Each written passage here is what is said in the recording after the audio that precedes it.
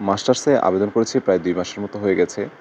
তো আজকে ১ সপ্তাহ হলো রেজাল্টটা দিয়েছে। তো ১ সপ্তাহের মধ্যে আসলে ২০ তারিখের মধ্যে আমাদের ভর্তি হওয়ার ডেট দিয়েছে।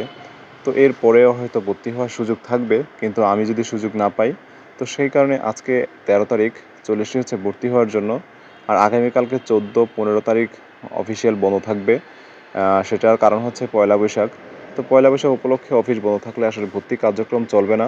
তো সেই কারণে আজকে যেহেতু সুযোগ পেয়েছি, তো আজকেই চলে আসা।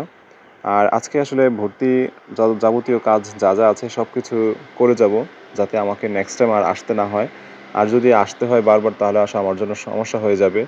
আসলে চাকরি বাকরি করে এগুলো আসলে দৌড়াদৌড়ি করা আসলে খুব মানে সমস্যার মধ্যে পড়তে হয়।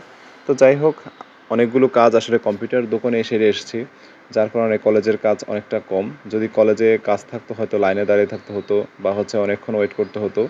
তো সেইটা আর করতে হয় নাই। কলেজের একবারে কাজ কম। যার কারণে ভর্তি হতে জাস্ট ২ থেকে ৫ মিনিট লেগেছে।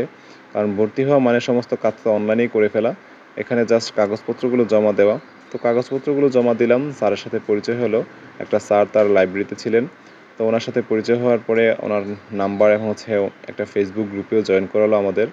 তো আমি সহ মোটামুটি ২৪-২৫ জনের মতো দেখলাম এখন পর্যন্ত ভর্তি হয়েছে। যেহেতু ২০ তারিখ পর্যন্ত ডেট আছে, আশা করছি আরও বেশ কিছু স্টুডেন্ট ভর্তি হবে। আর শেষে একবারে বলা যাবে যে কতজন স্টুডেন্ট ভর্তি করানো হলো এবার। তো যাই হোক, আমার ফ্রেন্ড অনেকেই এখানে চান্স পেয়েছে, কিন্তু আজকে আসলে কেউই ভর্তি হতে আসে নাই। কারণ তারা যেহেতু এর পরবর্তীতে সুযোগ পাবে, কারণ তারা এলাকায় থাকে, নিজ বাড়িতেই থাকে, তাদের সুযোগ সুবিধা থাকবে, তারা সেই অনুযায়ী আসবে। তো আমার মতো করে আমি আজকে চলে এসেছি।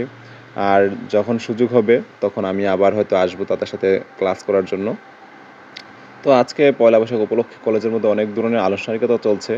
কারণ আগামীকালকে পয়লা বৈশাখ উপলক্ষে তারা যেই মানে আইটেমগুলো করবে, যেই সমস্ত অনুষ্ঠানেরা উদযাপন করবে, সেগুলোর প্র্যাকটিস করছে হচ্ছে আজকে, এবং হচ্ছে আলপনা থেকে শুরু করে বিভিন্ন রকম সাজানো গোছানোর কাজ আজকে তারা সেরে ফেলছে।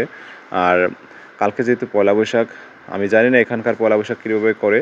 তো আশা করছি আমি এবার দেখতে পারবো যে কীরকম কী হয়।